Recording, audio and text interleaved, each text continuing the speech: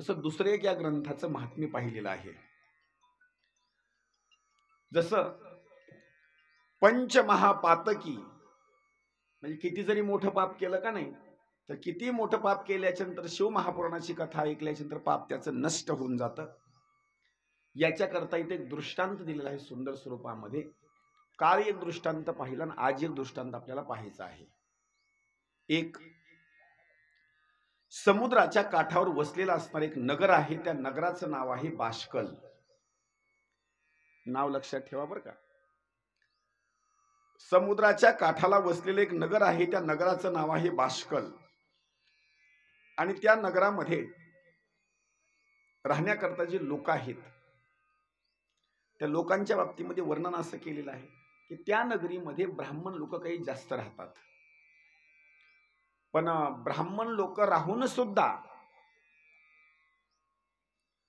ते मात्र जास्त अत्याचार करणारे लोक आहेत. आता शक्यतो ब्राह्मणाच्या घरी काय असावं? पोथी असावं, पुराण असावं, पंचांग असावं. पण हे ब्राह्मण वेगळे आणि ते ब्राह्मण वेगळे सांगितले. त्या ब्राह्मणाचं वर्णन असं केलंय, त्यांच्या घरी म्हण कुराडी, त्यांच्या घरी चाकू, त्यांच्या घरचं वर्णन जर करायचं म्हटलं तर तलवारी, बंदुको. म्हणजे जी अत्याचार करण्याची भूमिका आहे हे असणारा भाग त्या ब्राह्मणाच्या घरी. जरा ट्रबल कमी झन काय. Hello Hari hello. आणि त्या ब्राह्मणाच्या घरी जास्त विकू वाटायला, त्याचा विकू थोडा कमी करायचा माझ्या हिसाब. हॅलो थोडा आणखी माझं म्हणजे माझंच कमी करायचं. हॅलो आणखी झणकाले जास्त. Hello hello. त्या ब्राह्मणाच्या घरी एक वर्णन असं केलेलं आहे की त्या ब्राह्मणाच्या घरी शस्त्र अस्त्र जास्त आहेत. असा असणारा तो ब्राह्मणाचा असणारा भाग त्या गावाचा. आता इथे एक वर्णन असं केलंय, जर त्या गावामधले राहणारे जे ब्राह्मण आहेत, ब्राह्मणाच्या घरी जर असे अस्त्र शस्त्र असतील, वाईट गोष्टी असतील, तर वैश्य जातीच्या घरी, शूद्र जातीच्या घरी कसले शस्त्र असतील विचार करा. ब्राह्मणाच्याच घरी असे अत्याचार करायचे अस्त्र शस्त्र आहेत, तर वैश्य समाजाच्या घरी कशी असतील. त्या बाबतीत असं वर्णन केलेलं आहे. गावाच्या बाबतीमध्ये त्या गावाचं नाव काढलं की लोक भ्यायचे. अहो त्या गावाच्या नादाला लागू नका बरं का. वाईट वाईट वाईट आचरणाचं असणार ते गाव. त्या गावामध्ये राहणारा एक ब्राह्मण सांगितलेला आहे. त्या ब्राह्मणाचं नाव आहे बिंदुक. आणि त्याच्या पत्नीचं नाव सांगितलेलं आहे चंचुला. ब्राह्मणाचं नाव बिंदुक आणि पत्नीचं नाव चंचुला. एक वर्णन असं केलेलं आहे, तो जातीनं ब्राह्मण असून सुद्धा आचरण करत असताना वाईट त्याचं असणारं आचरण आहे. घरी संपत्ती आहे, प्रॉपर्टी आहे, धन दौलत, सगळ्या गोष्टीची कमतरता नाही, कुठल्याच गोष्टीची कमतरता नाही. एक दिवस वाईट असणाऱ्या संगतीला लागला तो. आणि वाईट संगतीला लागल्याच्या नंतर एक वर्णन असं केलेलं आहे की त्यानं मात्र एका वाईट असणाऱ्या स्त्रीची संगत धरली. घटना अशी घडली, त्याची पत्नी आहे, संपूर्ण संसार आहे, पण असं असून सुद्धा त्याचं आचरण मात्र एकदम वाईट सांगितलेलं आहे. घटना अशी घडली, एक दिवस त्याच्या लग्नाला भरपूर कालावधी होऊन गेला, पण याचं वागणं जे आचरण सांगितलेलं आहे फार वाईट आचरण. घटना अशी घडली, त्याची जी पत्नी सांगितलेली आहे त्या पत्नीचा अगोदरचा जो स्वभाव सांगितलेला आहे, इतकी बिचारी चांगली ती, काय वर्णन करावं तिचं. गाव वाईट पण तिचं आचरण एवढं शुद्ध. तिला उपमा जर द्यायची म्हटलं तर पतिव्रता इतकी उपमा तिला. सुंदर तिचं आचरण, पण काही गोष्टी सांगितलेल्या आहेत. उदाहरणार्थ, एखाद्या माणसाला एसटीनं प्रवास करायचा आहे आणि त्यानं निर्णय घेतला, मी प्रवास करील, इथून पंढरपुरापर्यंत जाईल, पुण्यापर्यंत जाईल, मुंबईपर्यंत जाईल, पण एका सुद्धा माणसाचा धक्का माझ्या शरीराला मी लागू देणार नाही. असं घडेल का? अहो असं घडणारच नाही. एसटी म्हटलं की त्याच्यामध्ये धक्का लागणार म्हणजे लागणार, चेंगराचेंगरी होणारच. ड्रायव्हरनं ब्रेक जरी मारलं तरी कुणाच्या तरी जाऊन अंगावर पडणारच. काही गोष्टी सांगितल्या. एखादा गर्दीचा भाग आहे, त्या गर्दीच्या भागात जरी जायचं म्हटलं, चंद्रभागेला स्नान करायला जायचं आपल्याला, असं जर कोणी निर्णय घेतला की आपण पाणी दुसऱ्याच्या अंगावरचं उडवून आपल्या अंगावर घेणार नाहीत किंवा येऊ देणार नाहीत, असं जरी कोणी म्हटलं, अहो सगळे आनंद घेणारे लोक असतात, पाणी उडून अंगावर येतच ना. वर्णनित असं केलेलं आहे. ती बिचारी त्या गावामध्ये, एवढं वाईट गाव, पण एवढं वाईट गाव असून सुद्धा राहत असताना पतिव्रतेसारखी राहायची, आपलं आचरण शुद्ध. पण घटना अशी घडली, काही लोक म्हणतात संगती संगतीचा परिणाम असतो. घटना अशी घडली, शुद्ध आचरण करणारी ती महिला चंचुला, पण कालांतरानं घटना अशी घडली की तिनं सुद्धा वाईट आचरण करण्याकरता सुरुवात केली. गावच तसं. आणि एक दिवस घटना अशी घडली, पती परमेश्वर घरामध्ये नाहीत, बाहेर गेलेले आहेत, त्यांचं आचरण सुद्धा वाईट. पती परमेश्वर घरी परतत येत असताना घरामध्ये चंचुला आणि एक दुसरा असणारा व्यक्ती, दोघ जरी एकांतामध्ये त्या पती परमेश्वरानं पाहिले. तो बिंदुक आला आणि बिंदुक आल्याच्या नंतर आपल्या पत्नीला आणि दुसऱ्या असणाऱ्या एका व्यक्तीला, दोघांना एकांतामध्ये पाहिलं. त्यानं मारहाण करण्याकरता पत्नीला सुरुवात केली. त्यावेळेस त्या पत्नीनं काही शब्द बोलण्याकरता सुरुवात केली. मालक, तुम्ही मला इथं या ठिकाणी उपदेश करता, पण उपदेश कुणं करावा? ज्याचं आचरण चांगलं आहे त्यानं उपदेश करावा. ज्याचं आचरणच वाईट आहे त्यानं दुसऱ्याला काय उपदेश करावा? उदाहरणार्थ, एखादा माणूस तंबाखू खातो आणि दुसऱ्या माणसाला सांगतो, बाबा तंबाखू खाणं वाईट आहे बरं का. ती दुसरा म्हणतो, कुणं सांगावं? ज्यानं खात नाही त्यानं सांगावं, जो खातो त्यानं सांगावं का? नाही. ती पत्नी म्हणते, मालक तुम्ही जो मला उपदेश करता ना, अगोदर तुमचं आचरण पहा आणि मग मला उपदेश करा. त्यावेळेस त्या पती परमेश्वराच्या लक्षामध्ये गोष्ट आली, बरोबर आहे, माझं आचरण सुद्धा वाईट आहे, पण एक गोष्ट लक्षात ठेव, आता इथून पुढं मी पण बंदिस्त नाही आणि तू पण असणारी बंदिस्त नाही. तुझ्या मनाला येईल तसं तू वागायचं आणि माझ्या मनाला येईल तसं असणारं वागायचं. पण एक गोष्ट मात्र लक्षात होईल, तुझाही फायदा व्हावा आणि माझ्या आयुष्यामध्ये सुद्धा असणारा फायद्याची असणारी भूमिका व्हावी. इथून पुढे तू आचरण करत असताना असं आचरण कर. अनेक असणारे जे श्रीमंत लोक आहेत त्यांना मात्र तू फसवायचं आणि धन असणारं आकर्षित करून घ्यायचं. ते धन आणून तू मला द्यायचं. ते आणून दिलेलं धन, माझं प्रेम ज्या ठिकाणी आहे हे धन मी तिथं नेऊन देणार. दोघांचा असणारा तो भाग सल्ल्याचा झाला. घटना अशी घडली, गावच वाईट, त्याच्यामध्ये बिंदुक सुद्धा वागण्याकरता वाईट. नंबर 2 ला पत्नी सुद्धा, आचरण सुद्धा वाईट. घटना अशी घडली, त्या बिंदुकनं वाईट वागायचं आणि पत्नीनं सुद्धा असणारं वाईट वागायचं. घटना अशी कालांतरानं झाली. त्या चंचुलेनं अनेक असणाऱ्या लोकांना फसवलं आणि धन मात्र कमवलं. ते धन आणलेलं त्या बिंदुकनं घेतलं आणि त्या बिंदुकचं ज्या स्त्रीवर प्रेम होतं त्या स्त्रीला असणारं ते धन नेऊन दिलं. घटना अशी घडली कालांतरानं. त्या पती पत्नीच्या अगोदर जो संसाराचा असणारा जो भाग सांगितलेला आहे, चंचुला आणि बिंदुक हे दोघ जण संसार करत असताना, एका ठिकाणी राहत असताना, कालांतरानं वय झाल्याच्या नंतर अगोदर पती परमेश्वर म्हणजे बिंदुक मरण पावला.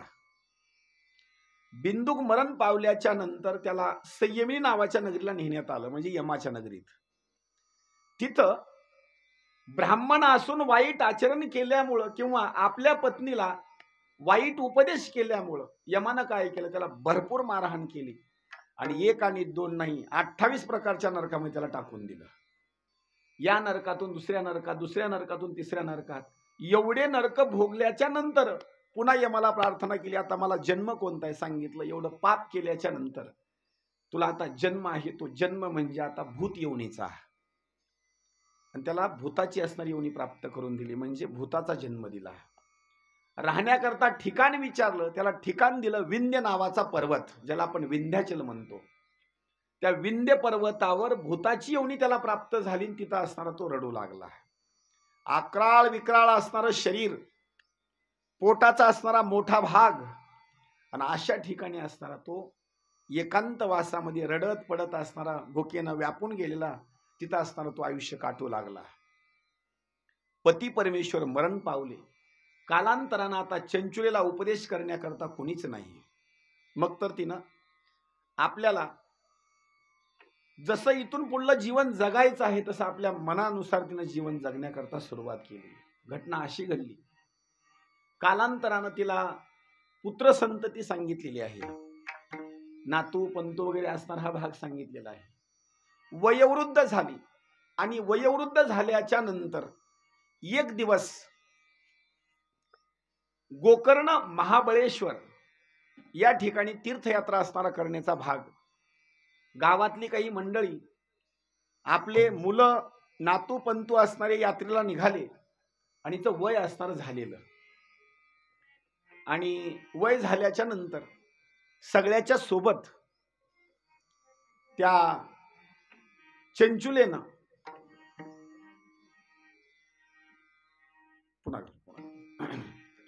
चंचुलेनं काय केलं, आपल्या मुलांच्या सोबत नातवंच्या सोबत यांच्या सगळ्याच्या सोबत तीर्थयात्रा करण्याकरता त्या गोकर्ण महाबळेश्वर ठिकाणी असणारी ती आली. घटना अशी घडली, त्या यात्रेमध्ये लहान असणारे नातू होते. त्या नातांनी आपल्या आजीला प्रश्न विचारायचा, आजी आम्हाला पाळण्यात बसायचे बरं का. आजीनं काय करायचं, त्यांच्या हाताला पकडायचं, पाळण्यापर्यंत घेऊन जायचं. आजी आम्हाला जहाजेमध्ये बसायचंय बरं का. आजीनं हाताला पकडायचं, जहाजेपर्यंत न्यायचं. पण कसं असतं, एखाद्या व्यक्तीचं वय झालं ना, वय झाल्याच्या नंतर त्या यात्रेमध्ये जास्त माणसाला फिरता येत नाही, कारण गुडघे पायी वगैरे दुखतात. त्या चंचुलेचं वय झालेलं होतं, म्हणून ते नातू मुलं वगैरे सांगायचे, आई चल ना तिकडे दर्शन घेऊन येऊ, फिरून येऊ थोडंसं, तिकडे बघण्याकरता आहे. त्या आईनं सांगितलं, बाबा मला आता नका फिरू, मला एका ठिकाणी कुठंतरी बसवा, आणि तुम्हाला काय यात्रेमध्ये फिरायचं आहे तेवढं फिरा. आता आईला कुठं बसवायचं, आई चुकेल. म्हणून काय केलं, त्या गोकर्ण महाबळेश्वरच्या ठिकाणी भगवान शंकराच्या मंदिरामध्ये त्या चंचुलेला नेऊन बसवलं. आई तू आता इथंच बस बर का, आम्ही काय करतो सगळी यात्रा ही पाहून येतो. ते नातवंड होते, नातवंडाने सांगितलं, आजी इथून हलू नको बर का, इथंच बसून राहा. चंचुलेने सांगितलं, काही हरकत नाही, मी इथं बसते. चंचुलेला तिथं बसवायला आणि शिव महापुराणाची कथा तिथं सुरुवात व्हायला. किती योग असतो विचार करा.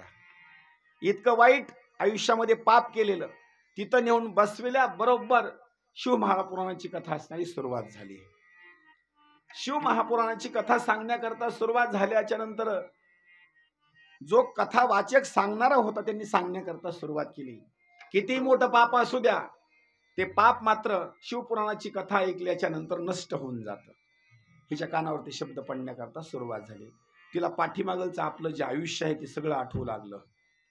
बालपणापासून तरुण वयापर्यंत, तरुण वयापासून लग्न झाल्याच्या नंतर माझं जे आचरण आहे तिनं सगळं आठवण्याकरता सुरुवात केलं. लग्न झाल्यापासून आजपर्यंत माझं जे आयुष्य आहे, मात्र मी वाईट असणारं आयुष्य या ठिकाणी घालवलं. तिला गोष्ट लक्षात येऊ लागली. त्यावेळेस त्या शिवपुराण सांगणाऱ्या व्यक्तीने बोलण्याकरता सुरुवात केली, किती जरी मोठं पाप असेल तर ते पाप मात्र शिल्लक राहत नाही, पण शिव महापुराणाची कथा श्रवण करावी लागेल. एवढं बोलल्याबरोबर जी चंचुला साधारणतया बसलेली होती, वेडी वाकडी कशी तरी, एवढा शब्द ऐकल्याच्या नंतर मांडी घातली, व्यवस्थित बसली आणि कान टवकारून अशी कथा ती ऐकू लागली. कथा इतकी तिच्या मनाला अशी लागली ना, की कथा ऐकत ऐकत ऐकत तिच्या कानावर एक शब्द पडला. बोलण्याकरता सुरुवात केली, ज्या पुरुषानं लग्न झाल्याच्या नंतर किंवा विवाह संपन्न झाल्याच्या नंतर वाईट आचरण केलं, त्याचा जर मृत्यू झाला तर यमाचे दूत त्याला घेऊन जातात आणि तिथं मात्र लोखंडी खांबाला त्याला असणारं कवटाळण्याकरता लावतात. एवढा एक शब्द ऐकला. ज्या स्त्रीनं सुद्धा वाईट आचरण केलेलं आहे तिच्या बाबतीमध्ये सुद्धा असं सांगितलेलं आहे, खांबाला मात्र कवटाळण्याकरता लावतात. एवढा शब्द ऐकला आणि घोर असणाऱ्या नरकामध्ये पाठवतात, हाल अपेष्टा होते, असं बोलण्याकरता सुरुवात केल्याच्या नंतर कथा संपूर्ण तिनं श्रवण केली. आरती वगैरे ग्रंथाची झाली आणि झाल्याच्या नंतर तिला वैराग्य निर्माण झालं. वय झालेलं होतं बरं का. आणि वैराग्य निर्माण झाल्याच्या नंतर सगळे लोक दर्शन करून निघून गेल्याच्या नंतर एकटेच महाराज तिथं गादीवर थांबल्याच्या नंतर चालत चालत चालत तिथपर्यंत गेले. दर्शन घेतलं, तिनं रडण्याकरता सुरुवात केली. महाराज, तुम्ही काही शब्द बोललात, मी ऐकलेला आहे ते शब्द. मी काही गोष्टी तुम्हाला सत्य स्वरूपामध्ये सांगते, काही गोष्टी सांगतो, लक्षात ठेवा. आपल्या शरीरामध्ये काय असं काही भाग असतो की काही गोष्टी डॉक्टरच्या जवळ गेल्याच्या नंतर आपल्याला निःसंकोचपणे सांगाव्या लागतात.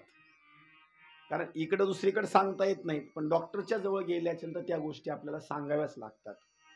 आणि तिथं अशी गोष्ट आहे की जर आपण नाही सांगितली तर त्या गोष्टीवर मात्र विलाज मात्र होत नाही. आता काही गोष्टी सांगतो.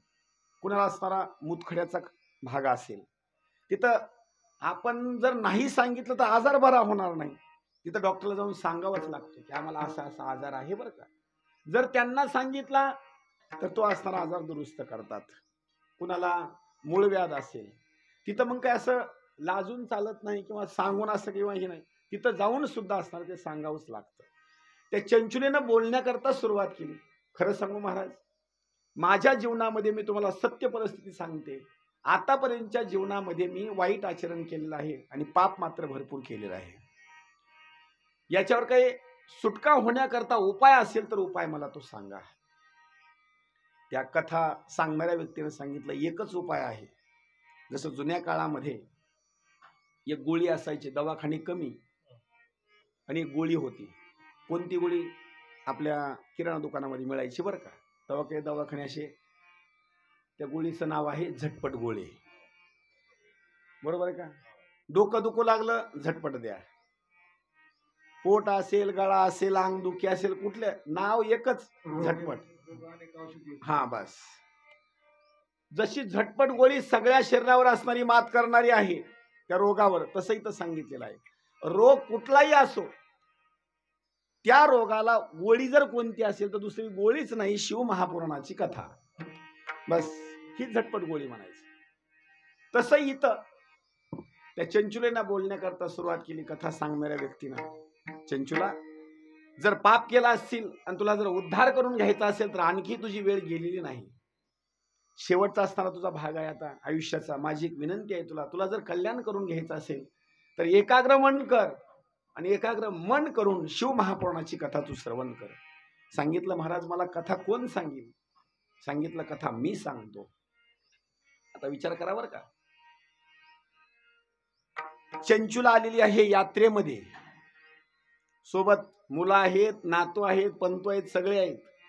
यात्रा सगळी फिरली, सगळी मंडळी ती यात्रा फिरली. परत आजीच्या जवळ आली आणि आजीला म्हणाले, आजी आता यात्रा फिरली, चला घराकडं.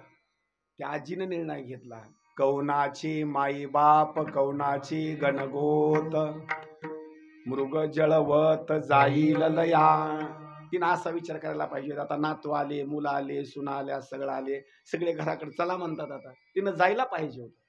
तिनं निर्णय घेतला, आता इथं कोणीच कुणाचं नाही, माझा जर उद्धार मला करून घ्यायचा असेल तर मी घराकडे जाणार नाही, इथंच बसणार. याच्याकरता दुसरा एक दृष्टांत. माझ्या जनाबाई महाराजांनी आई वडिलाच्या सोबत गंगाखेड मधून पंढरपूरला निघून गेल्या. दर्शन घेतलं आणि दर्शन घेतल्याच्या नंतर सावळी मूर्ती अशी हृदयामध्ये ठसली.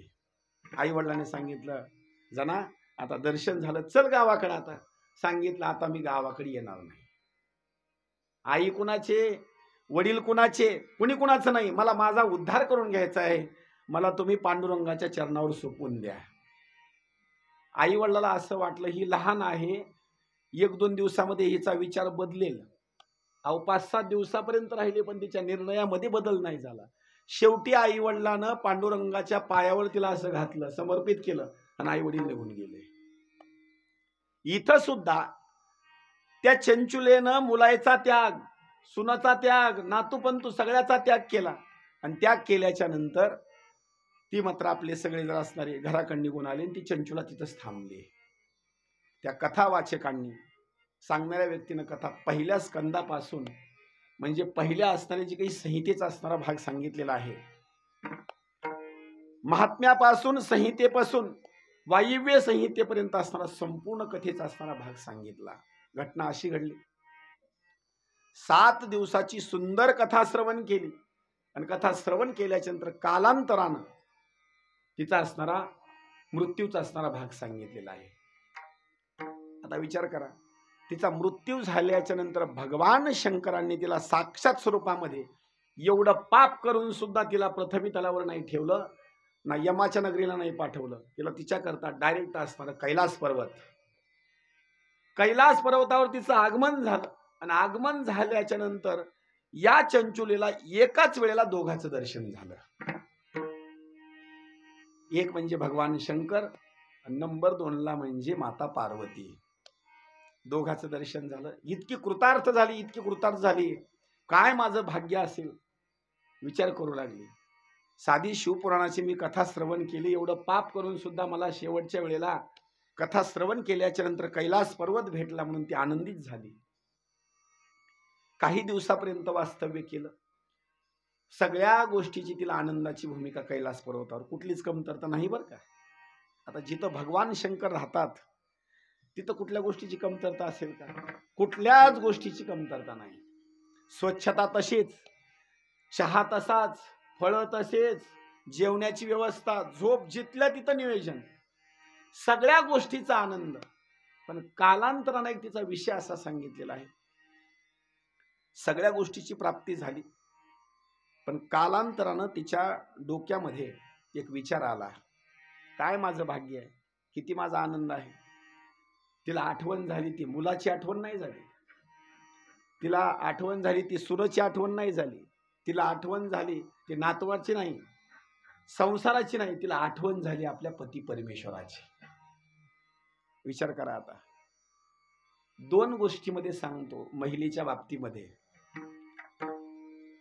आणि पुरुष मंडळी तर लक्ष देऊन ऐका बरं का. पत्नी म्हणजे नुसती पत्नी नाही, पत्नी पती परमेश्वराचा 2 स्वरूपामध्ये उद्धार करते. चांगलं गोष्ट लक्षात ठेवून ऐका बरं का. आपली पत्नी मालकाचा पती परमेश्वराचा 2 स्वरूपामध्ये उद्धार करते. कसा करते लक्ष देऊन ऐका.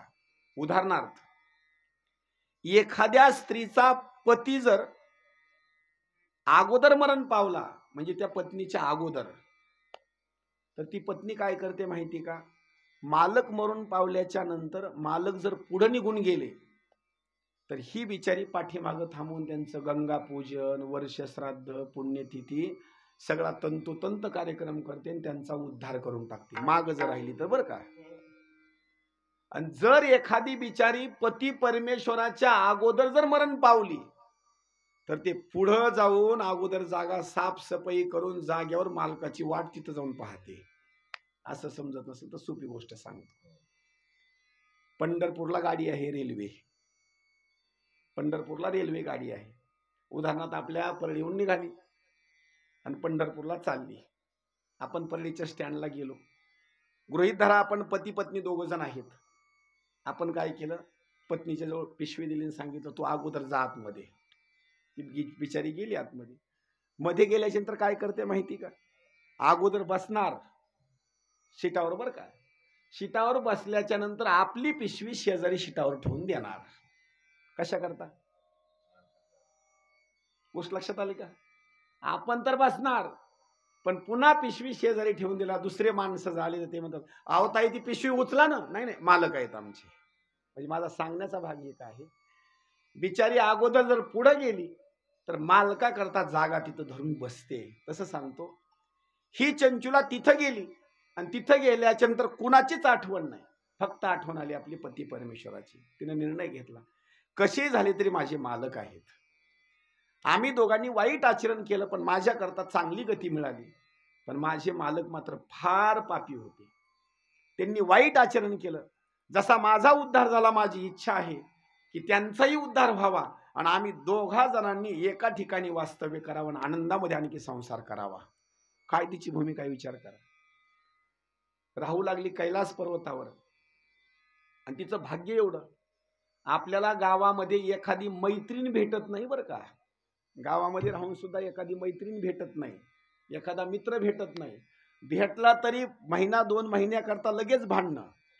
पण विचार करा, तिला मैत्रीण कोण भेटली? एवढं पाप करून सुद्धा त्या कैलास पर्वतावर साधारण मैत्रीण भेटली नाही. त्या चंचुलेला मैत्रीण भेटली म्हणजे भगवान शंकराची पत्नी माता पार्वती. आता ह्या दोघी जणी झाल्या मैत्रिणी. काहीच भाग्य असेल विचार करा. साधारण असणारा जीव, पण हिची मैत्रीण पार्वती माता. आणि मैत्रीण झाल्याच्या नंतर मित्राजवळ मैत्रिणीजवळ माणूस निसंकोचपणे आपल्या मनामधल्या गोष्टी बोलतो बरं का. आणि कधीही सांगतो, काही गोष्टी जिथं बोलायच्या का नाही तिथंच बोलायच्या बरं का, कुठेही बोलायच्या नाहीत. काही गोष्टी मित्राजवळ मन मोकळ्यापणानं बोलायच्या. या मैत्रिणीनं पार्वती मातेला काही दिवसाच्या नंतर अशी खाली मान घातली. आणि खाली मान घातल्याची तर चेहरा असा थोडासा नाराज स्वरूपामध्ये केला आणि दुःखी अंतकरणाने तिथं थांबली.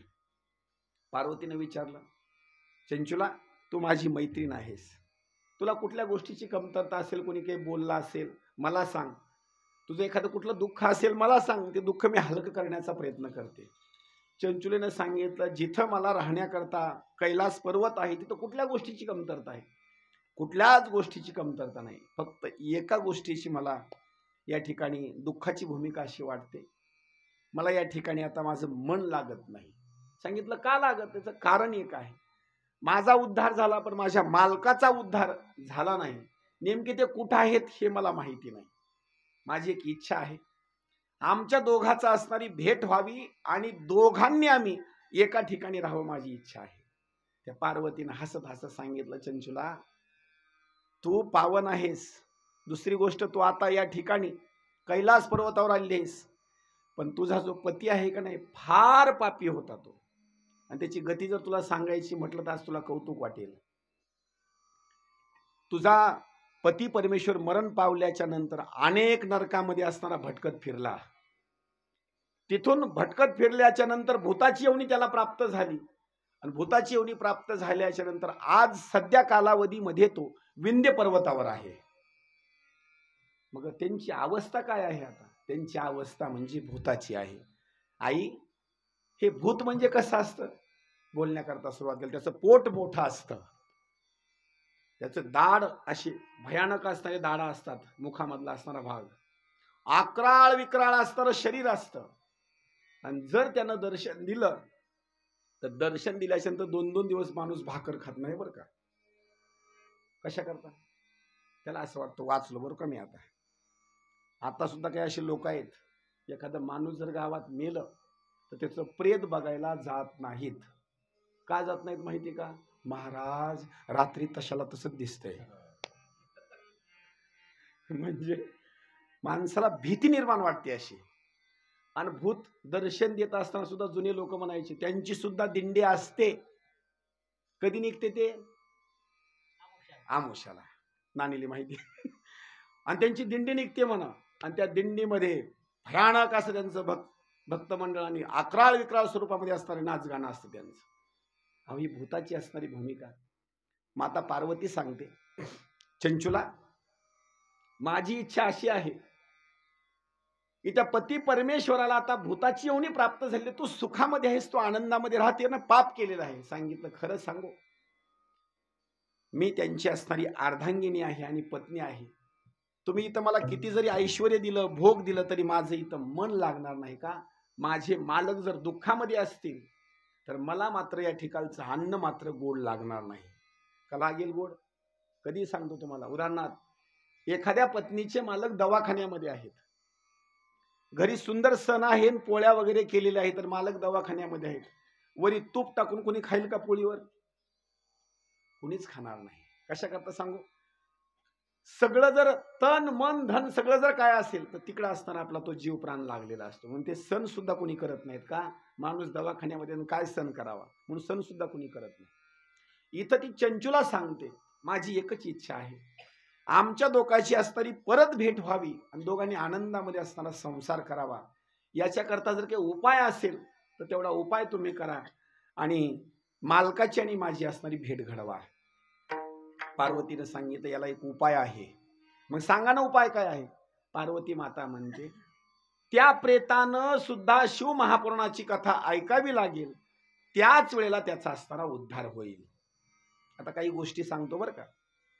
कोणी जर असा निर्णय घेतला, मी हवेला पकडणार आणि हवेला एका ठिकाणी ठेवून देणार, हवा थांबते? हवा थांबत नाही. आणि प्रेत येवणी म्हणजे तशीच आहे, भूत सुद्धा कधी थांबत नाही. माता पार्वतीनं सांगितलं त्याचा उद्धार जर करायचा असेल तर त्यानं शिव महापुराणाची कथा ऐकावी लागेल. आई, मग ही कथा सांगणार कोण? पार्वती माता म्हणते सांगणाऱ्याची सुद्धा भूमिका सांगते. आमच्या जवळ एक तुंबरू नावाचा असणारा गंधर्व आहे, त्या गंधर्वाला आम्ही बोलून घेईल आणि तुझ्या मालकाचा असणारा मी उद्धार करील. इतका आनंद वाटला.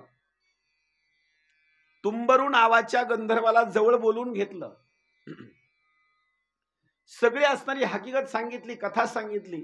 आणि पार्वती माता म्हणते त्याला बंदिस्त करायचं आणि 7 दिवसापर्यंत त्याला शिव महापुराणाची कथा सांगून परत असणाऱ्या माझ्या लोकाला घेऊन यायचा. तो तुंबरू नावाचा गंधर्व विंध्य पर्वतावर असणारा निघून गेला आणि भूताचा असणारा शोधाशोध करू लागला. अचानक स्वरूपामध्ये भूताची असणारी भेट झाली. तो तुंबरू गंधर्व म्हणजे साधारण नव्हता. जात असताना भरपूर असणारी रस्सी वगैरे सोबत घेतलेली होती. दोघांचं घनघोर युद्ध झालं. घनघोर युद्धामध्ये त्या तुंबरू नावाच्या गंधर्वानं त्याचे हात बांधले, त्याचे पाय बांधले, त्याला असं पकडलं आणि एका झाडाला नेऊन त्याला बांधून टाकलं. उद्धार करायचा आहे. झाडाला नेऊन असं बांधल्याच्या नंतर त्याच्या पुढे त्या तुंबरू नावाच्या गंधर्वानं कथा गाण्याकरता सुरुवात केली. कारण ते थांबणारं नव्हतं ना भूत, त्याचा उद्धार करायचा होता. त्यावेळेला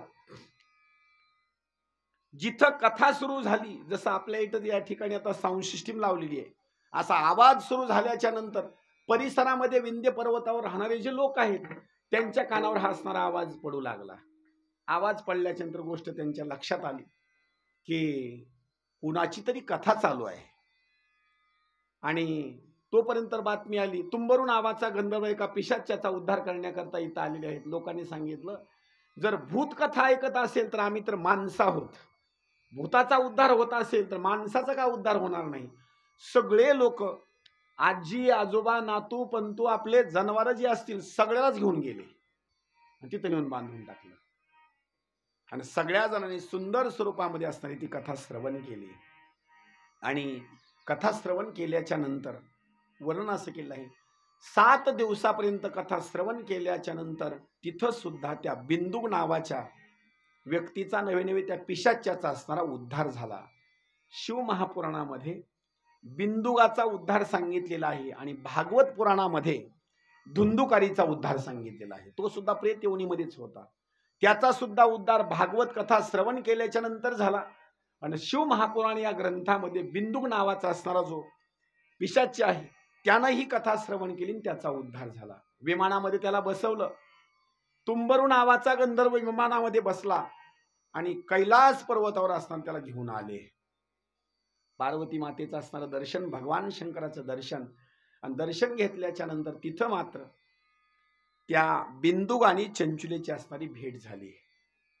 काय तो आनंद, पती पत्नीची भेट झाल्याच्या नंतर तो काय आनंद सांगावा. आणि तो 1 आणि 2 दिवसाचा असणारा, अनेक कालावधी वर्षाचा असणारा निघून गेलेला आहे आणि त्याच्यानंतर त्यांची भेट आहे. जसं एखादी मोठी असणारी यात्रा असावी आणि यात्रा असल्याच्या नंतर त्या यात्रेमध्ये आई पण गेलेली आहे आणि त्या यात्रेमध्ये आईचं असणारं छोटंसं बाळ लेकरू सुद्धा गेलेलं आहे. घटना अशी घडली, यात्रेमध्ये लेकरू चुकलं.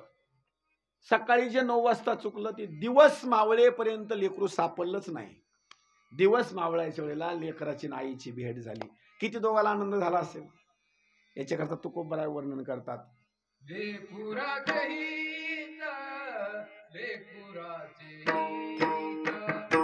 चुकली आमाय, चुकली आमाय,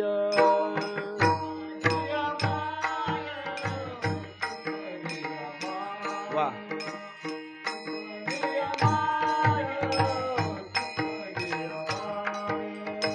चुक वा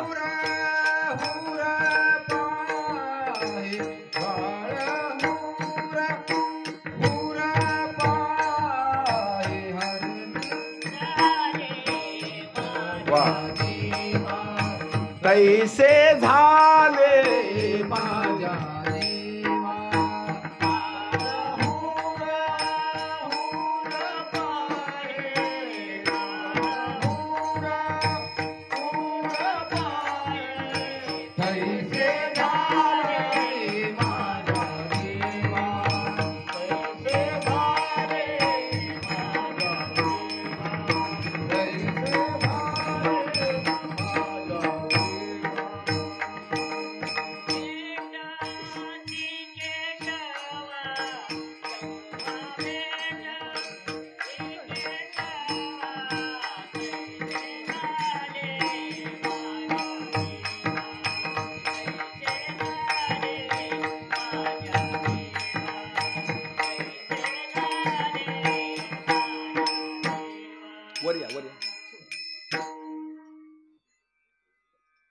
तैसे झाले माझ्या जीवा आणि केव्हा भेटशी केशवा.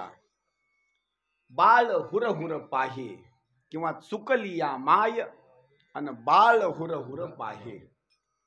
उदाहरणार्थ, एखाद्या माणसानं असणार शेतामध्ये उत्पन्न झालं म्हणून काही सोनं असणार अंबाजोगाईला घेऊन जा, काही सोनं आणलं, पण आणल्याच्यानंतर घरी ठेवलं आणि जिथं ठेवलं ते सोनंच सापडं ना. घरच्याने चोरलं का बाहेरच्यानं चोरलं काही पत्ताच लागना. 10 दिवस निघून गेले पण सोनंच काही सापडं ना. पण शेवटी 11व्या दिवशी लक्षात आलं अमुक अमुक ठिकाणी ठेवलं होतं आणि सापडलं बरं का. आता त्याला दुःख होईल का आनंद होईल? अहो त्याला आनंदच होणार. आता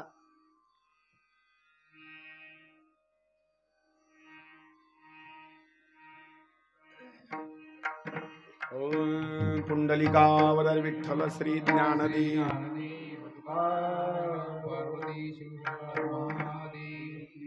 या ठिकाणी दोघा पती पत्नीची असणारी भेट झाली आणि भेट झाल्याच्या नंतर एकदम आनंदाच्या स्वरूपामध्ये त्यांनी असणारा तो संसार सुरू केला. फक्त सांगण्याचा एक भाग आहे, जर एवढं मोठं महापातक करून सुद्धा किंवा एखादा व्यक्ती नरकाला गेल्याच्या नंतर सुद्धा किंवा भूत योनीच्या प्रेताला सुद्धा योनीला गेल्याच्या नंतर जर त्याचा उद्धार होत असेल तर आपले पाप तेवढे नाहीत, अजिबात नाहीत आपले पाप. आपले पाप म्हणजे एकदम क्षुल्लक पाप आहेत. कोणाची निंदा केली असेल, एखाद्या वेळेस एकादशीच्या दिवशी उपवास न करता अन्न खाल्लेलं असेल, आपले पाप मात्र एवढे नाहीत. मग आपले पाप क्षुल्लक आहेत, मग आपला का उद्धार होणार नाही? याच्याकरता एक सोपा भाग सांगितलेला आहे. काही करू नका, तुम्ही फक्त जसं वर्णन केलं आहे, ऐकाजी तुम्ही भक्त भागवत आणि कराल ते हित सत्य करा, तसं इथं म्हणावं लागेल, ऐकाजी तुम्ही शिव महापुराण. आणि करायचं असलं आचरण तर सत्याचं असणारं आचरण करा आणि भगवान शंकराचं असणारं नामचिंतन करा. आपला असणारा उद्धार झाल्याशिवाय राहणार नाही. ओम नमः शिवाय. ओम नमः शिवाय. ओम नमः शिवाय. ओम नमः शिवाय. एवढं जरी म्हटलं ना आपण तर तृणाग्नी मिळे समरस झाले तैसे नामी केले जपता हरी. नुसतं भगवान शंकराचं नाम जपाचा असणारा जरी उच्चार केला तरी महापातक असणारे ते जळून जातात. म्हणून इथं आपल्याला स्मरण जर करायचं असेल, आठवण करायची असेल तर फक्त इथं भगवान शंकराच्या नामाची नवे नवे फक्त त्यांचा असणारा पंचाक्षरी असणारा मंत्र आहे, त्या मंत्राचं असणारं गुणगान करायचं. प्रयागराज क्षेत्रामध्ये सूतजीला शौनकांनी प्रश्न विचारला, लवकर पाप जर दहन करायची असतील तर काय करावं लागेल? सांगितलं, लवकर पाप जर जाळून टाकायचे असेल तर शिव महापुराणाची कथा ऐकावी लागेल. एकदम लवकर लवकर लवकर. त्याचं कारण सांगतो. काही गोष्टी बोलत बोलत डॉक्टर सांगतात, अमुक अमुक असणारी ही गोळी घ्या, दुसऱ्या गोळीपेक्षा ही गोळी मात्र चांगली आहे, या गोळीनं तुम्हाला 2 मिनिटांमध्ये आराम वाटेल. तशा गोळ्या तर भरपूर आहेत, पण काही जणांचा असणारा भाग आहे उशिरा गुण येतो. काही गोळी अशी आहे 2 मिनिटांमध्येच असणारा माणसाला आनंदाचा भाग. तसं शिवमहापुराणाची कथा एक अशी आहे, उशिरा गुण येत नाही, तर त्या माणसाला गुण येत असताना लवकर गुण येतो. म्हणून इथं पाप नाश करायचा असेल तर शिवमहापुराणाची कथा नंबर 2 ला वर्णन सांगितलेलं आहे. आम्हाला सांगा, पाठीमागं लेकरो गर्दा करू नका तुम्ही, पाठीमागं इथं साधन असणारा एक शब्द आहे आणि साध्य असणारा एक शब्द आहे. 2 शब्द फार महत्वाचे आहेत. साध्य कशाला म्हणायचं आणि साधन कशाला म्हणायचं. इथं साध्याच्या बाबतीमध्ये सांगितलेलं आहे, आपल्या सगळ्या जणाला जे प्राप्त करून घ्यायचे आहेत ते म्हणजे दुसरं तिसरं कोणी नाही, सगळ्या जणाला प्राप्ती व्हावी एकच इच्छा आहे. आम्हाला प्राप्ती व्हावी म्हणजे भगवान शंकराची. बरं, प्राप्ती करायची भगवान शंकराची, मग याला साधन काय आहे. जसं देवाची भक्ती करायची, पंढरीश परमात्म्याची भक्ती करायची, याला साधन काय सांगितलं. याला साधन सांगितलं लावणी मृदंग शेवू ब्रह्मरस आवडीने, शेवू ब्रह्मरस आवडीने,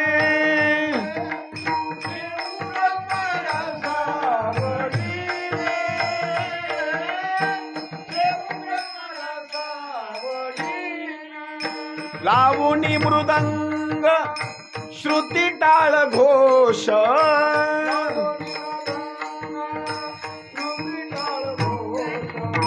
लावणी मृदंग श्रुती टाळ घोष,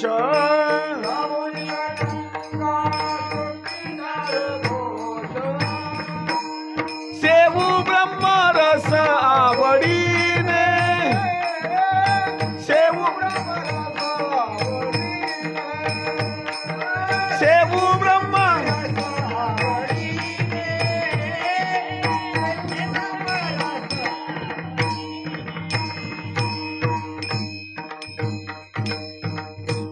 काय लावायचं याच्याकरता सांगतो. लावणी मृदंग, आपल्याला जे प्राप्त करायचे ते नाही भगवान शंकर, याला लावा मृदंग. नंबर 2 श्रुती टाळ घोष. या श्रुतीच्या बाबतीमध्ये वर्णन जर करायचं म्हटलं, देवाला प्रसन्न करून घ्यायचं असेल, 1 मृदंग लावा, नंबर 2 ला विणा लावा आणि नंबर 3 ला असणारा टाळ लावा. याचं भजन असणारा सुरुवात करा. त्याच्यामध्ये वर्णन सांगतो. आता हे सगळं बंद होण्याची वेळ आली बरं का. आता हे सगळं बंद होत आलंय. आता इथं आपल्या इथं सगळं वाद्य म्हणजे हे सात्विक वाद्य आहे बरं का. पण आता मोठ्या मोठ्या ठिकाणी जर कथा करायची म्हटलं तर तिथं पिटी नसती बरं का. तिथं काय असते, आता तिथं शिंत. आता असं टो टो टो टो वाजले की लोक लगेच गोळा होते. त्याचं कारण हे काय, ते वाद्य म्हणजे तामस वाद्य आहे. आणि त्यानं अंगामध्ये काय होतं की काय नाही, की माणसाचं असं रक्त खळवतं नुसतं, माणूस नाचायला सुरुवात होते माणूस. ते तामस वाद्य आहे. आणि हे वाद्य आहे ते सात्विक वाद्य आहे. हे वाजलं की माणसाला डुकली येते. वाद्यामध्ये फरक आहे बरं का. हे वाजलं की झोप येते आणि ते वाजलं की झोप येत नाही, माणूस जागृत होतो. काय कार्यक्रम आहे की काय नाही. तुम्ही आणखी सांगतो, रात्री 9 वाजण्याचा टाइम असावा, अशी ढोलकी वाजवाय कोणीतरी, असे टांग टांग टांग टांग, झोपलेला माणूस सुद्धा उठतो. कार्यक्रम नेमका काय घडे. मृदंग दररोज वाजाले तरी माणसाला कोणी बघायला तयार नाही बरं का. हे सात्विक वाद्य आहे. इथं साधन सांगितलेलं आहे मृदंग विना टाळ. आणि टाळामध्ये सुद्धा सांगतो, टाळ चांगला असावा, फुटलेला नसावा. तुका म्हणे साधन सुलभ वा,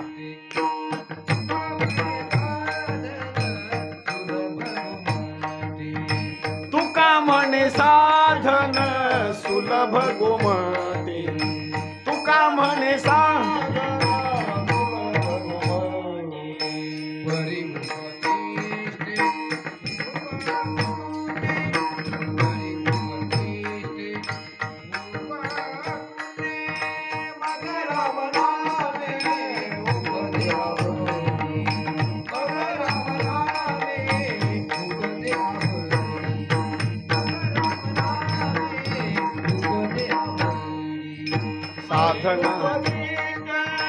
राम परी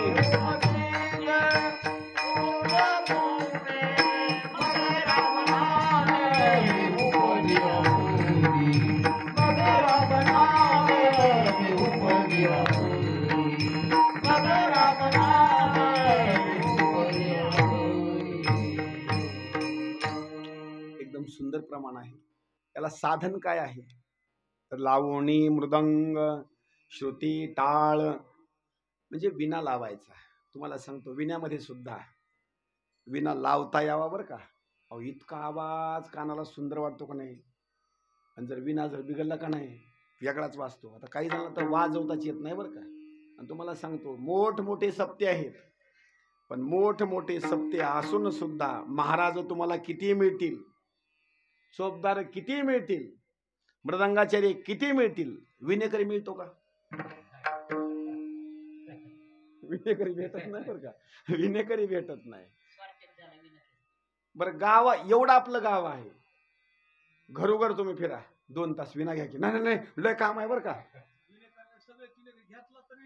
हा म्हणजे कशालाही माणसं मिळतील पण विण्याला माणूस मिळत नाही. आणि तुम्ही सहज म्हणा ज्याच्या गाड्यामध्ये विणा आहे का नाही असा विणा गाड्यामध्ये असावा, वाजवाय चालू असावं आणि आबाईले म्हणावं मला जरा जाऊन यायचे जरा 5 मिनिट घ्या की. आबाला माहिती असतं म्हणाय 5 मिनिट आहे, 5 तास माणूस फिरत नाही गेलं. मग आबा बी लय हुशार, आलो बरं का, 1 मिनिटात आलो, 1 मिनिटात आलो, 1 मिनिटात आलो. जी निघून जी जाणार का नाही ते पुन्हा तिकडे नाही. आणि तुम्हाला सांगतो विना म्हणजे एवढा साधारण समजू नका, कुणाच्याही गळ्यामध्ये जायला मोकळा नाही बरं का. तो विना म्हणजे साक्षात ज्याच्या गळ्यामध्ये जाईल तो म्हणजे त्याला पदवी म्हणजे नारदाची पदवी मिळेल. काय वर्णन करावं. आणि कधीही सांगतो लक्ष करा, काही आजी आहेत, काही आजोबा आहेत, 10-10 किलोचे नातू वागवतील, दिवसभर वागवतील, पण 2-3 किलोचा विना अजिबात वागवणार नाही. त्याचं कारण सुद्धा सांगतो. हा आणि असे काही आजी आजोबा आहेत काम करावं लागत नाही म्हणून त्याला हुन चापट देतात. रडणो का बस, ती रडत बी नसतं बरं का. रडणो का बस त्यालाच एक वाजवायचा. मग ती रडायला सुरू केलं की गपच बसत नाही आणि काकालाच घे म्हणते, त्याला उचलायचं आणि गावामध्ये फिरत फिरायचं. म्हणजे घराकडे काम करायची गरज पडत नाही. असे काही नमुने वादळ आहेत. म्हणजे त्याला उचलून घेतलं का नाही बस संपलं, काही नाही. आणि काही जण तर म्हणतात माझ्याशिवाय राहतच नाही हो, कामच करायचं नाही तर काय. म्हणजे नाताला जवळ घेणे दिवसभर काम काही नाही करणे. आणि गप्पा तर कशा असतात माहिती का, इथून उचलायचं शेजारणीकडे बाई सांगायचं आणि लगेच म्हणायचं काय सांगावं नाताना डोकं उठवलंय का नाही, काही नाही, दुसरी काही गोष्ट नाही. सांगण्याचा भाग एक आहे. काय विण्याचं महत्व सांगावं. टाळ सुद्धा तसाच. घोळ घोळा वाजती टाळ, घोळ घोळा वाजती टाळ,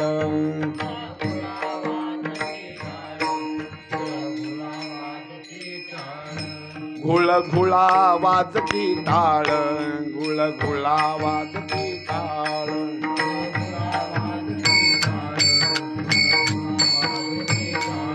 झन झना नादर साळ, झन झना नादर साळ,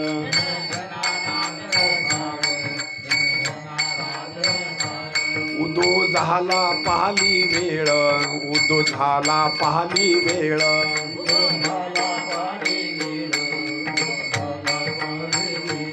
उठावाचे वदा गोपाळगा, उठावाचे वदा गोपाळगा, कैसा वासुदेव बोलतो बोल, कैसा वासुदेव बोलतो बोल, कैसा वासुदेव बोलतो बोल, कैसा वासुदेव बोलतो बोल.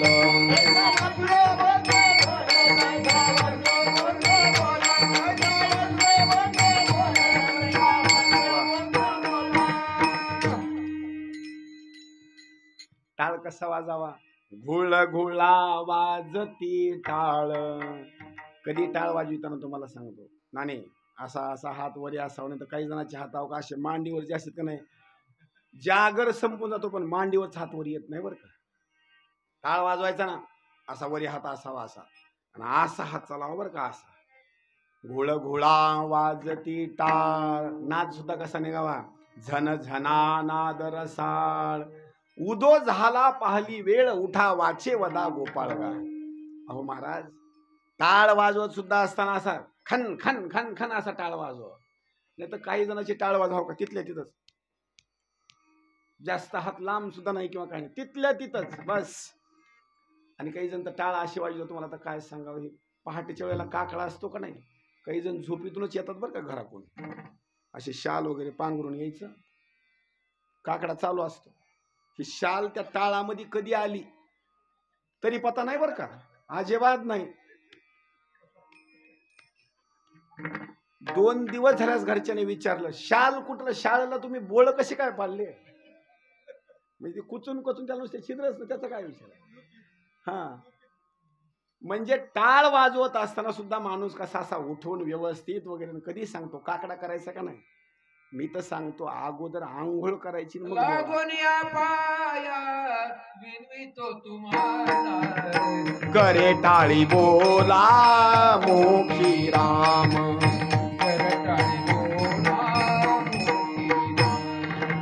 लावणी आता विनवितो तुम्हा, करटाळी बोला मोखी राम. करटाळी बोला मोठी नाम. म्हणजे टाळ वाजवत असताना सुंदर स्वरूपामध्ये टाळ वाजवायचा. हे साधन आहे देवाची प्राप्ती करायचं असेल. भगवान शंकर सुद्धा काय वाजवतात माहिती का? असा डमरू हातामध्ये घेतात, खडखड खडखड खडखड डमरू असा वाजवतात. म्हणजे हे साधनाचा भाग सांगितलेला आहे. भगवान शंकराच्या वाद्याच्या बाबतीमध्ये जर वर्णन करायचं म्हटलं, त्यांचे अनेक असणारे भक्त आहेत, त्यांचं सुद्धा भजन आहे, शिवभजन सुद्धा आहे, सुंदर असणारं भजन त्याच्यामध्ये सुद्धा. भगवान शंकराला प्रसन्न करण्याकरता हे साधन सांगितलेले आहेत. आणि सगळ्यात मोठं एक साधन सांगतो. कोणतं साधन आहे? कुणाला टाळ नाही भेटला, कुणाला मृदंग नाही भेटला, कुणाला विना नाही भेटला, तर खरं सांगू, सगळ्यात मोठं साधन हे शरीर सांगितलेलं आहे. याच्यामध्येच टाळ आहे, याच्यामध्येच मृदंग आहे आणि याच्यामध्येच विना आहे. तुम्हाला असं कसं काय आहे? याच्याकरता दृष्टांत. भगवान शंकराच्या कैलास पर्वताला गेला राजा रावण आणि भक्ती करायची भगवान शंकराची, विना नाही त्याला सापडला. काय केलं त्यानं? शिरच्छेद केला आपला. शिरच्छेद केल्याच्या नंतर जो मुंडका आहे त्या मुंडक्याचाच विना तयार केला डायरेक्ट. काय भक्ती असं विचार करा. त्या मुंडक्याचा विना तयार केल्याच्या नंतर त्याला तारा लावायच्या. म्हणजे आता कुठं पंढरपूरला जावं, कुठं जावं, कुठल्या तारा आणाव्या. ह्या आपल्या अंगामध्ये जे शिरा आहेत का नाही, शिरा, ह्या शिरा काढल्या वाघानं बाहेर. वरी खुटीला एक शिरा आडशी अडकविली आणि खाली मण्याच्या ठिकाणी एक, आणि अशा पंच असणाऱ्या तारा लावल्या. बरोबर काळी 2चा स्वर लावला आणि भजन केलं. भजन करी महादेवा, भजन करी महादेवा, भजन महादेवा,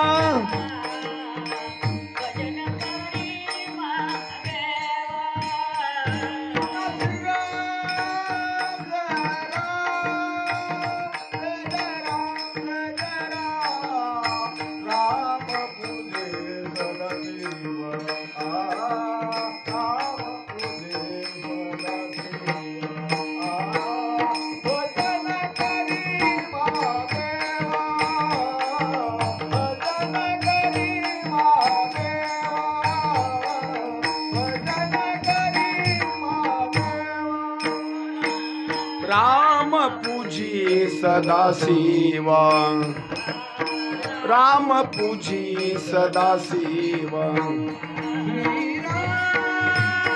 जय राम जय जय राम,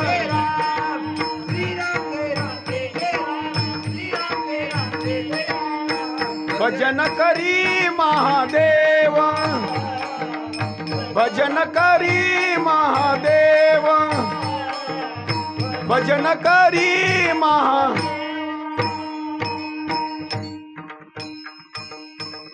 भजन करी महादेव आणि राम पूजी सदाशिव.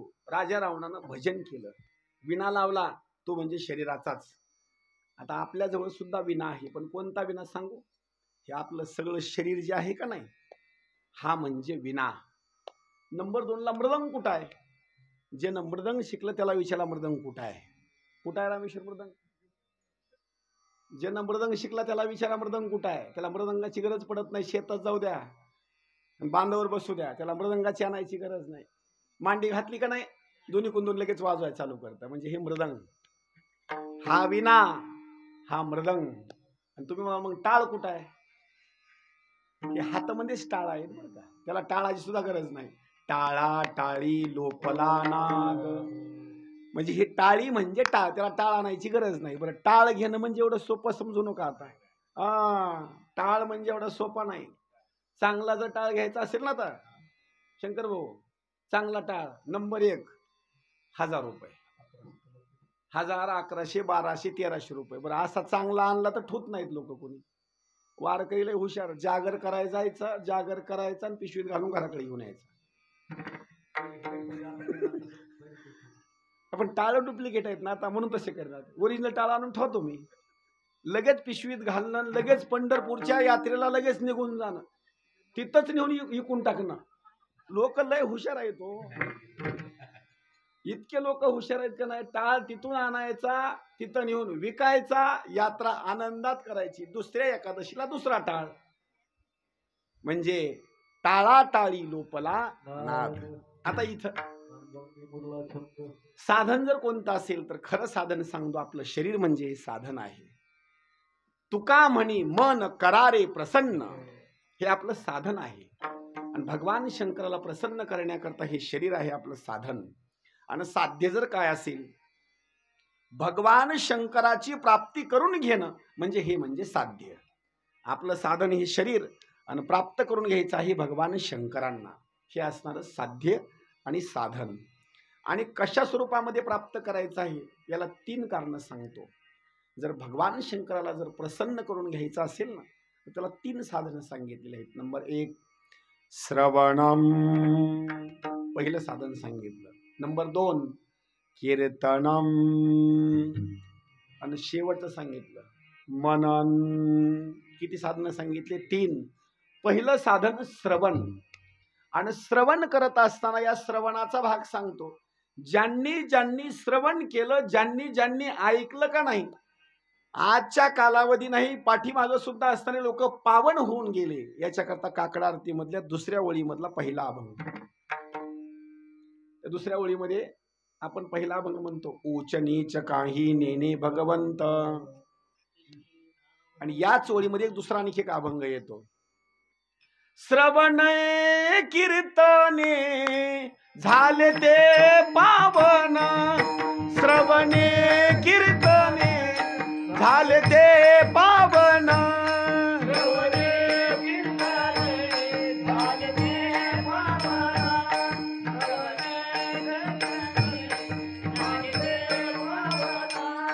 श्रवणे कीर्तने झाले ते पावन, श्रवणे कीर्तने झाले ते पावन,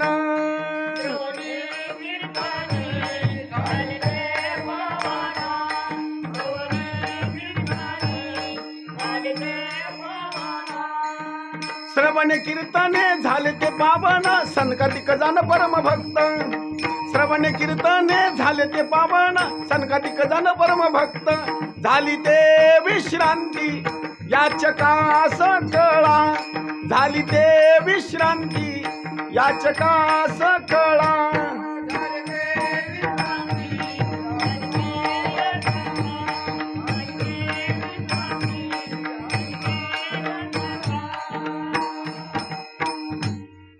कुण कुण कथा ऐकली. नंबर 1 ला श्रवणे कीर्तने झाले ते पावन. कोण कोण कथा ऐकून तरलं? नंबर 1 ला सनकादिक जान परम भक्त. सनकादिक म्हणजे कोण माहिती का? ब्रह्मदेवाची असणारी 4 मुलं, त्या 4 जणांची नावं सांगतो. सनक, सनंदन, सनातन आणि सनत कुमार, हे 4 जण. त्यांच्या वयाचा जर विचार केला, ही सगळी सृष्टी उत्पन्न होण्याच्या अगोदर किंवा जन्माला येण्याच्या अगोदर, ते अगोदर जन्माला आले, त्यांचं वय सांगितलेलं आहे फक्त 5 वर्षाचं. फक्त 5 वर्षाचं. आता सृष्टीचा नायनाट किती वेळेला होऊन गेला असेल, पण ते सनकादिक जशाला तसेच आहेत. त्यांच्या वयामध्ये आणखी सुद्धा बदल नाही.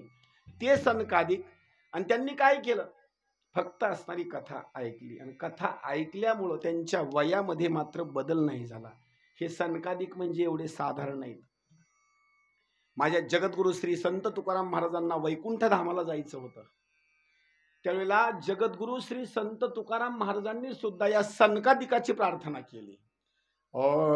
तुम्ही सनकादिक संत, तुम्ही सनकादिक संत, तुम्ही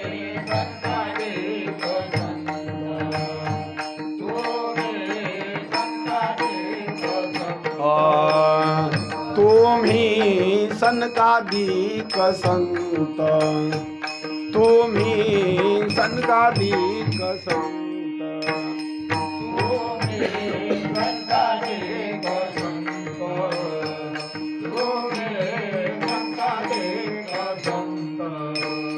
मन विता कृपावंत, मन विता कृपावंत, एवढा करा उपकार, एवढा करा उपकार. मन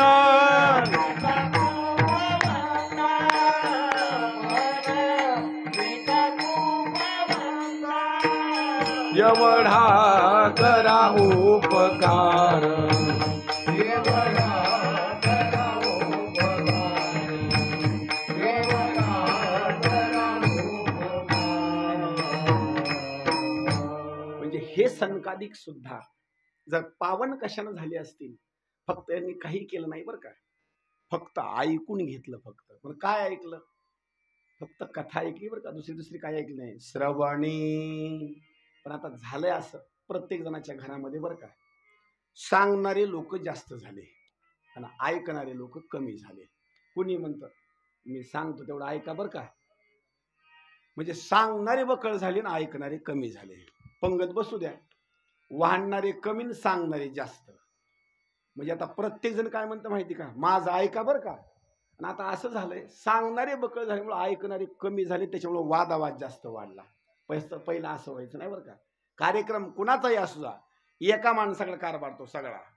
हां, त्यानं असं माईक हातामध्ये घेतलं म्हणजे सगळे वाडेकरी मंडळी बरोबर अशी पळायचे. आता तसं नाही. आता कुणी टोपी चुचीची घालायला की पंक्तीमध्ये फिरायला, आता आणा मीठ इकडं आणा, भात इकडं आणा. अरे पण तू जाऊन टोपलं घे ना तिकडं जाऊन. म्हणजे सांगणारे जास्त झाले, काम ऐकणारे माणसं कमी.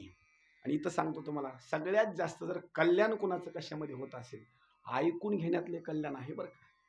तुम्हाला आणखी सांगतो, उदाहरणार्थ घरामधला एखादा वडीलधारा माणूस आहे, त्यानं काम सांगावं, आज इकडल्या शेतामधलं जाऊन हरभरा काढा बरं का. घरच्या मंडळीनं नका काढू द्या, नका काढू द्या बरं का. फक्त एवढंच म्हणावं, दादा काही अडचण नाही बरं का, आज आम्ही जाऊन हरभरा काढतो.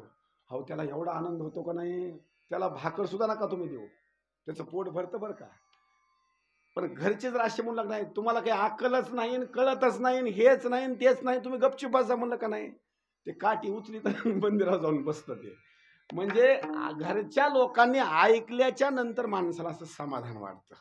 पण झालंय असं, कुणी कुणाचं ऐकायला तयार नाही बरं का. लोकांना सांगण्यापेक्षा मी माझं बी सांगतो ना.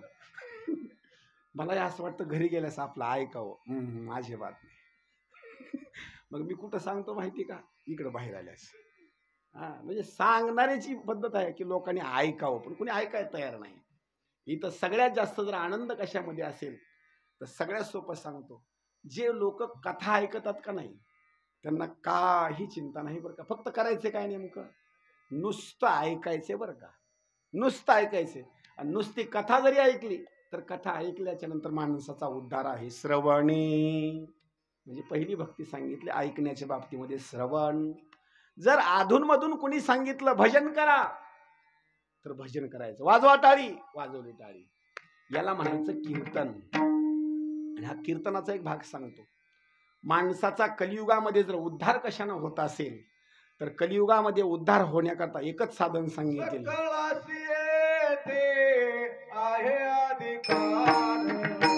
कलियुगी उद्धार हरीच्या नामी, कलियुगी उद्धार सकळासी येथे आहे कलियुगी उद्धार हरीच्या नावे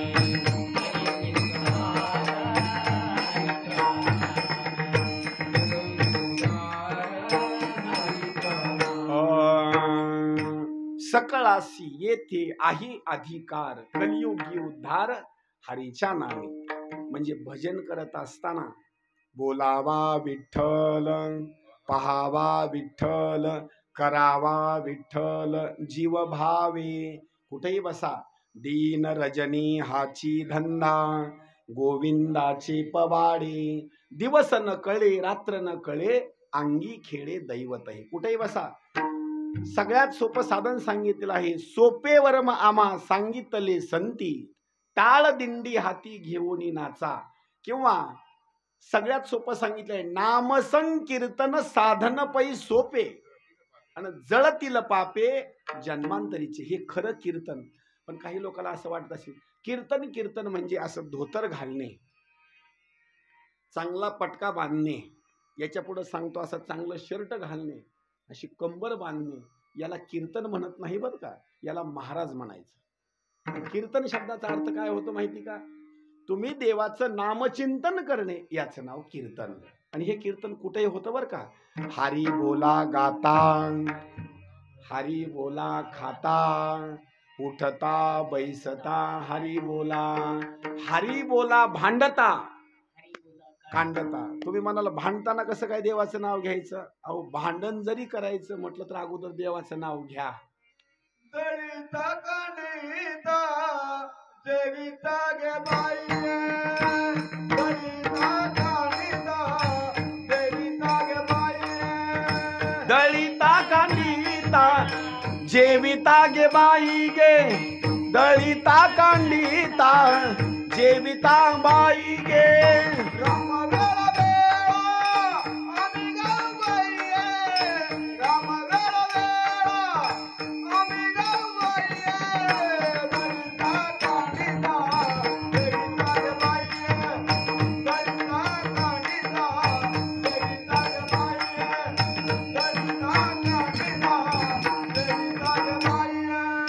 राम वेळो वेळा,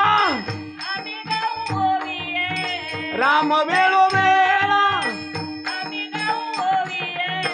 दळीता कांडिता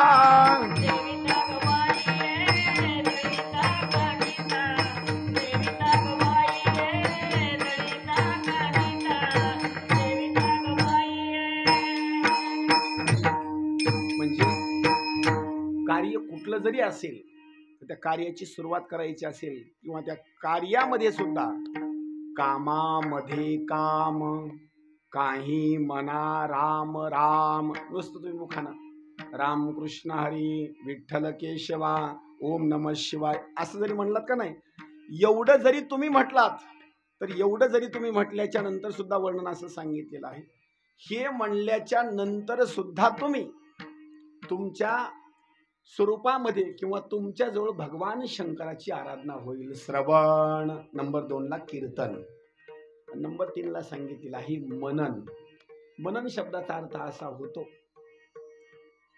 मनन करत असताना एकदम सुंदर स्वरूपामध्ये शांत असताना चित्त करायचं आणि मनन करण्याकरता सुरुवात करायची. ओम नमः शिवाय. पण हे मनन करत असताना आणखी एक सांगतो बरं का, चांगलं लक्ष देऊन ऐका.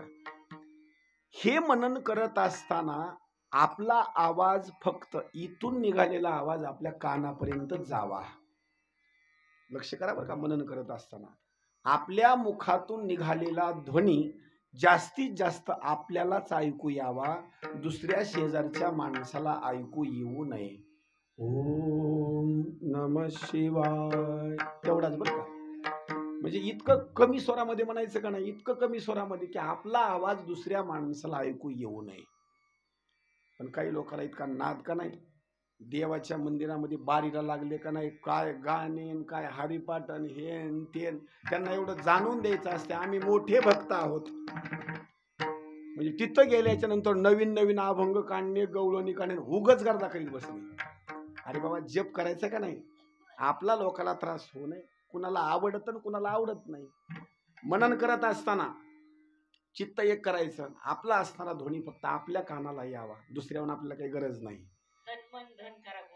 वा, म्हणजे आपला असणारा जो ध्वनी आहे तो आपल्या असणाऱ्या कानापर्यंत यावा. ओम नमः शिवाय, म्हणजे आपला ध्वनी आपल्या कानाला आला ना, आपल्याला शांत आणि बरं वाटावं, बस संपलं. हा आनंद दुसऱ्या करता नाही, आपल्या मनाला जो आवडतो का नाही तेवढाच असताना ध्वनी करायचा, बस संपलं. आता एक श्रवण, कीर्तन आणि मनन याच्या पुढे एक सांगितलेलं आहे. भगवान शंकराच्या पूजेच्या बाबतीमध्ये 2 भाग सांगितलेले आहेत. भगवान शंकराची पूजा 2 स्वरूपामध्ये होते. नंबर 1, भगवान विष्णूची जर पूजा करायची म्हटलं तर भगवान विष्णूची पूजा करत असताना किंवा विठ्ठलाची पूजा करत असताना लिंगामध्ये होते का मूर्तीमध्ये होते? मूर्तीमध्ये. लक्ष करा बरं का. आता भगवान विष्णूची म्हणजे विठ्ठलाची पूजा करत असताना मूर्तीमध्ये होते, लिंगामध्ये होते का? लिंगात होत नाही. दुसरा तुम्ही कुठलाही देव गृहीत धरा बरं का, फक्त भगवान शंकर जर सोडले दुसरा कुठलाही तुम्ही देव गृहीत धरा, त्यांची पूजा लिंगामध्ये होत नाही, त्यांची पूजा फक्त म्हणजे मूर्तीमध्येच. गणपतीची पूजा लिंगामध्ये आहे का? नाही, त्यांची पूजा म्हणजे मूर्तीमध्येच. याच्या पुढे सांगतो, अनेक स्वरूपामध्ये असणारी संत मंडळी असेल त्यांची पूजा मूर्तीमध्येच, लिंगामध्ये त्यांची पूजा नाही. पण याचं कारण नेमकं काय आहे, किंवा या लिंगाची जी असणारी जी उत्पत्ती झालेली आहे नेमकी अगोदर कुठून झाली याचा असणारा आपण इतिहास पाहू अगोदर, म्हणजे आपल्या लक्षामध्ये येईल.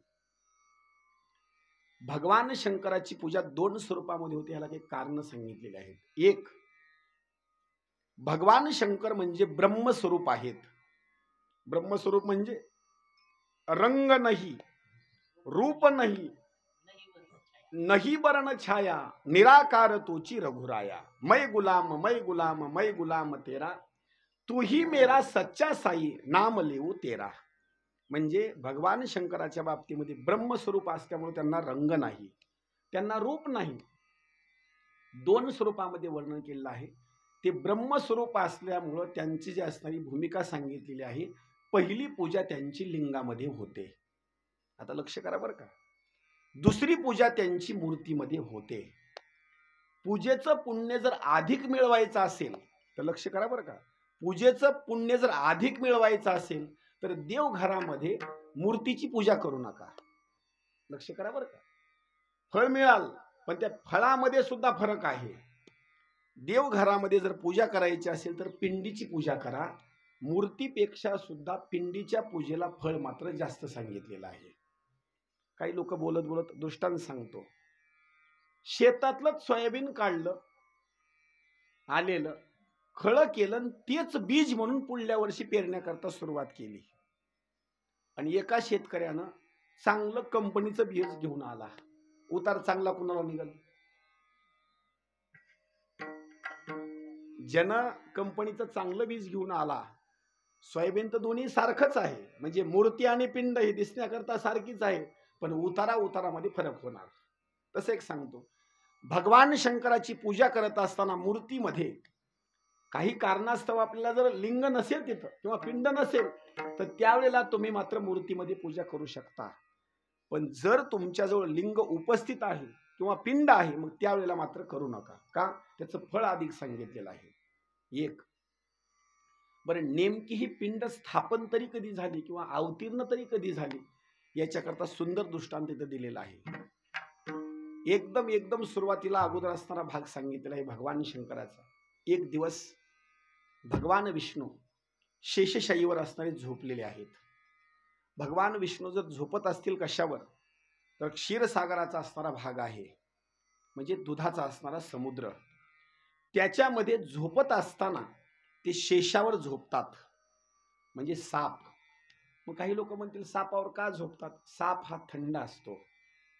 ऊन किती जरी पडलं तर कूलर लावायची गरज नाही, निवांत असं झोप येते. मग तुम्ही म्हणला आम्ही बी योजना तेवढी करावी का? अरे बाबा नुसता बघितला तर 2 दिवस माणूस पाणी पित नाही. वाचलो बरं का, वाचलो नारळ घेऊन भगवान शंकराकडे जाणार, 2 नारळ घेऊन ओवाळून फोडणार, नुसता बघितला तर. अहो, सापावर झोपणं म्हणजे काय साधी गोष्ट आहे का? शेषशाही भगवंत सापावर झोपतात. बरं याच्या पुढे सांगतो, त्यांच्यावर काय असा स्लॅब वगैरे काही टाकलेला नाही. जिथं झोपले का नाही त्यांच्यावर स्लॅब जर कशाचा असेल तर स्लॅब सुद्धा सापाचा फणा आहे. अहो, सहज एखाद्या रोडवर जर नुसता असा एवढा नाग, बच्चा नागना असा सापाना फणा जर काढला ना, माणसाला थरकाप सुटतो. पण भगवान विष्णूच्या वर हजारो फणा आहेत आणि हजारो फणा असून सुद्धा सारख्याची बळ्या अशा